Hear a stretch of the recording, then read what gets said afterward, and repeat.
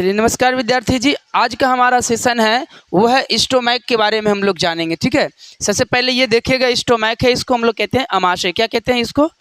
तो इसको बोलते हैं अमाशय बोलते हैं। ठीक है, इसको क्या कहेंगे? अमाशय कहते हैं। ठीक है, अमाशय के क्या होता है, भीतरी जो भित्ति होती है इसका, आंतरिक भित्ति, उसमें क्या होता है, जठर ग्रंथि पाया जाता है। ठीक है, क्या पाया जाता है? जठर ग्रंथि।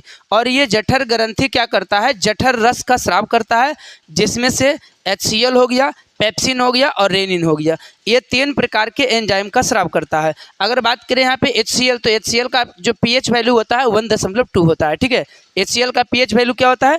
1.2 होता है। इसके बाद समझिएगा ये स्टोमैक है, और जैसे ही भोजन यहाँ पे क्या होता है, 3 से 4 घंटे के लिए रुकता है। कितने घंटे के लिए? 3 से 4 घंटे के लिए यहाँ पे भोजन रुकता है। और इस भाग में जो है भोजन का पाचन अम्लीय माध्यम में होता है। देखिए यहाँ पे बताए हैं HCl की यदि बात किए हैं तो HCl क्या करता है? भोजन का अम्लीय माध्यम में पाचन करता है और भोजन के साथ जो जीवाणु आता है उसको नष्ट करता है। इसके अलावा यदि बात करें तो भोजन को लास्ट में क्या लिखे हैं, भोजन को सड़ने से ये बचाता है, यानी कि जब जीवाणु नष्ट हो जाता है तो भोजन को सड़ने नहीं देता है। ठीक है, अगर हम बात करें अगर भोजन उसी स्टोमैक में ही सड़ जाएगा तो अवशोषण का काम छोटी आंत में होता है, तो ये प्रॉब्लम आ जाएगी। इसीलिए भोजन को सड़ने से बचाता है। और उस भोजन को क्या करता है, यहाँ पे देखिए एक जो है वॉल्व लगा होता है, इसको हम लोग पाइलोरिक वॉल्व कहते हैं। और ये वॉल्व से क्या होता है, जैसे ही भोजन नीचे की ओर सरक जाता है उसके बाद पुनः ये ऊपर की ओर नहीं जाता है। ठीक है, जिस प्रकार से चकबॉल का काम होता है ना, कि ये नीचे जाने देगा पर ऊपर जाने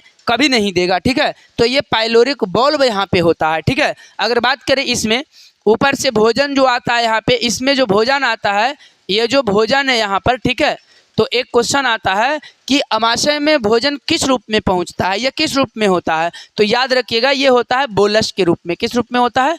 तो बोलस के रूप में होता है। ठीक है, अमाशय में भोजन किस रूप में आता है? तो बोलस के रूप में आता है। अमाशय में भोजन बोलस के रूप में आता है। ठीक है, जठर ग्रंथि से स्रावित होने वाला एंजाइम जो है कौन कौन सा हो गया? HCl, पेप्सिन और रेनिन। HCl का pH मान 1.2 याद रखिएगा। ठीक है, इसके अलावा इसके पास जो है जब अमाशय से भोजन नीचे की ओर, ठीक है, छोटी आंत या बोल सकते हैं पकवासे वाले भाग में जाता है, तो वहाँ पे एक वॉल्व होता है जिसको हम लोग कहते हैं पाइलोरिक वॉल्व कहते हैं। ठीक है, जो क्या करता है, पकवासे को अमाशय के साथ जोड़ने का काम करता है। अब देखिएगा यहाँ पे HCl हम लोग कर चुके हैं। ठीक है, यह भोजन को अम्लीय माध्यम में पाचन करेगा, भोजन के साथ आए जीवाणु को नष्ट करेगा, इसके अलावा भोजन को सड़ने से बचाएगा। अगर पेप्सिन की बात करते हैं तो ये अघुलनशील क्या है? अघुलनशील प्रोटीन का पाचन करता है। जैसे हम लोग कोई भी भोज पदार्थ खाते हैं तो उसमें घुलनशील प्रोटीन नहीं होता है बल्कि अघुलनशील प्रोटीन होता है।